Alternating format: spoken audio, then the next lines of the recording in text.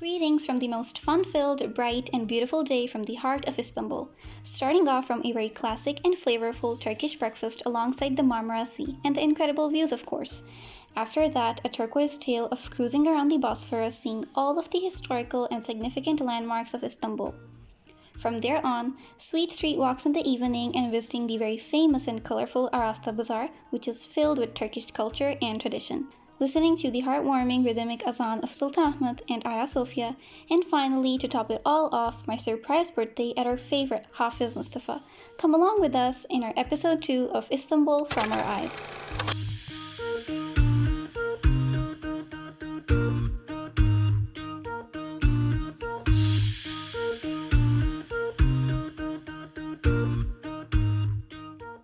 Our day firstly starts off from a sweet street walk in the beautiful district of Fatih. Fatih is said to be the heart of Istanbul because it's the district where all of the historical sites and museums and castles are located, and everywhere you look around in it is just so beautiful because it's just filled with so much history. The place we chose for breakfast was a restaurant that was located alongside the borders of the Topkapi Saray. Topkapi Saray, or the Topkapi Castle, is really famous from its Ottoman times, and it's mostly popular for the Turkish series of Magnificent Century as well. So here we are at the restaurant. Its structure was actually kind of old, so they've really preserved the actual old building. And for our view with the breakfast, we had the beautiful view of Ayasofya, and on the other side there was a view of Bosphorus. And now it's time to try the famous Turkish breakfast. So here is the traditional Turkish breakfast, which includes a variety of so many bite-sized delicacies. So generally in ours it had black and green olives, cucumbers, cured meats, lots of dips and sauces. There was a boiled egg. There were fresh cheeses, fresh tomatoes, freshly baked bread, fruit preserves, jams, and honey. So it was up to you whether you would just mix it all in and make it a sandwich, or you can have it like me, where I tried every little separate thing with the bread itself. And how can we forget the Turkish tea, Turk chai? So we also had that, and it was really good alongside with the views of Ayasofya.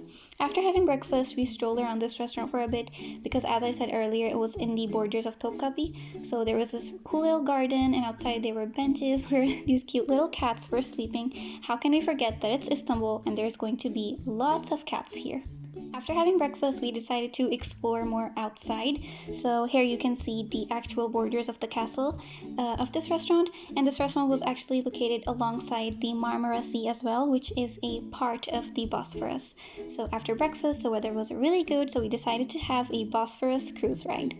Our cruise ride was of 2 hours, in which we were going to be traveling the eastern and both western side of Istanbul and touring all of the historical and significant landmarks.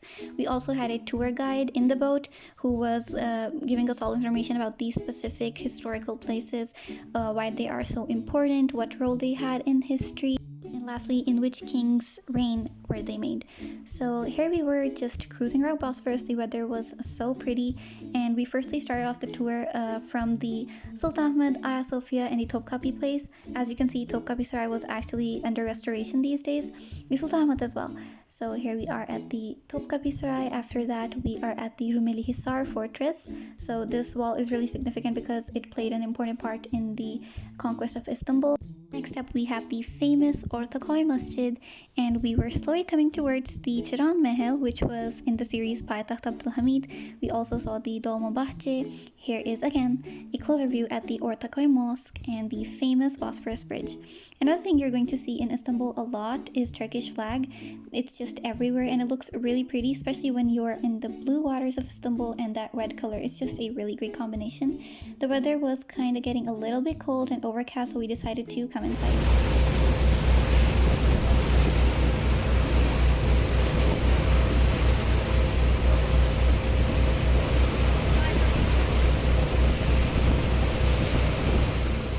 So just like that, we continued our boat ride, switching from going inside and outside because the weather was overcast in one time and windy, and then the other was sunny. So we were just switching these two places, and it was just a really great boat ride. And again, the pop of color of the red flag of Istanbul with the blue waters is just such a beautiful combination. For lunch, we came to the same restaurant where we had the breakfast, and this time we chose our place to be at the Marmara Sea, and the view was really pretty, and the food as well was delicious. This became one of our favorite foods in Istanbul.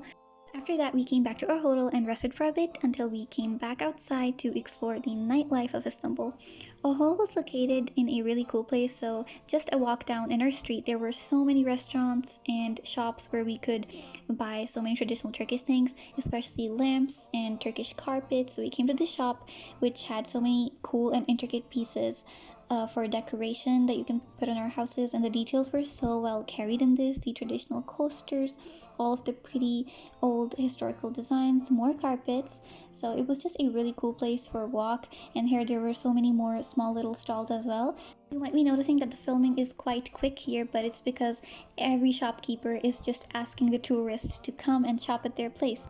Here we are at the Arasta Bazaar, and the first shop that we stopped was this shop which had traditional Turkish teas, Turkish delights, Turkish sweets, and all of their traditional things. I'm saying traditional quite a lot, but it's just what it is. You're gonna have to listen to this a lot. And the shopkeeper was so kind over here. He gave us some pomegranate tea and lots of Turkish sweets to taste. There was also a cat sleeping in this shop, which was also really cute. And here I was asked the same question that I answered every day we were here. Where did you learn Turkish? Do you know Turkish? After that, we were just roaming around the Arasta Bazaar more. The bazaar was actually made back in 16 to 1700s, and it's really closely located to the Sultanahmet Square, just like 2-3 minutes walk away. It's actually a place where the Grand Palace of the Byzantine period used to be before the Ottoman Empire. There's also a museum over here about the old palace of the Byzantine times. The place was so big, and even if you were not specifically shopping for anything, it was just like an endless series of so many beautiful shops where just looking at them was so beautiful. It had such variety of things like cutlery, jewelry, teas, sweets, and clothing, Turkish traditional carpets, lamps, and so many questionable things as well. I'm still trying to figure out who buys these pillows, but anyways, it was just a really cool little place. And how can we forget more cats because it's Istanbul. Here, this one is eating peynir from a shopkeeper. Back in the Ottoman days, this place was called the Sipahiler Çarşısı, the Sipahiler Bazaar, but now it's called the Arasta Bazaar. And after exploring it, we got ourselves some ice cream, and we were on our way to the Sultanahmet Square because we wanted to listen to the beautiful final call to prayer Isha of the Sultanahmet. Towards the square, there were many restaurants and cool places to visit as well. The final call to prayer is a heavenly melody between the Ayasofya and the Sultanahmet, and we wanted to film it. We got a little bit late, but here's that for you guys.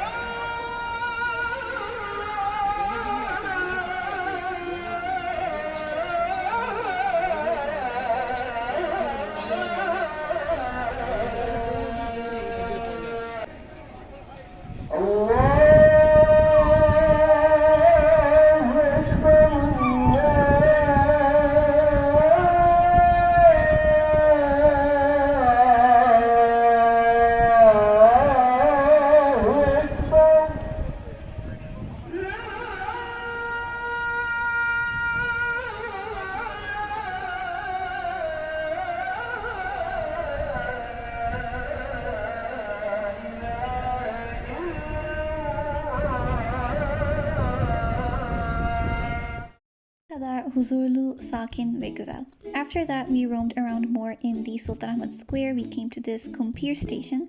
Kumpir is actually a traditional Turkish snack, I guess. I'm not sure if it's traditional, but it's really famous over here.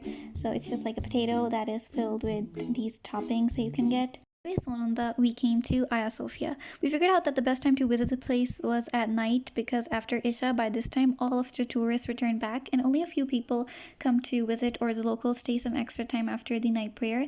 And secondly, it's just really impossible to come here at any time during the day from 9 a.m. because the line outside is just incredibly long. Ayasofya was originally a Greek Orthodox church, and the site has changed between being a museum to a mosque and now presently a mosque again. It was conquered by the Ottomans from the Byzantine Empire. I'm sorry that the filming of Ayasofya is quite less in this video because it was our first time coming here and we want to experience and enjoy this place in person more than filming it all. So you're going to be seeing more filming of Ayasofya in our next videos. But anyways, after that we spent some more time in the Sultanahmet Square. It wasn't crowded at all and the night was so peaceful. And then lastly, to end the day, it was time for my birthday celebration at Hafiz Mustafa. Bazen kelimler bir anın özelliğini anlatmaya yetmez. And that's it from the second episode of Istanbul from our eyes. We'll see you guys next week with another episode, inshallah.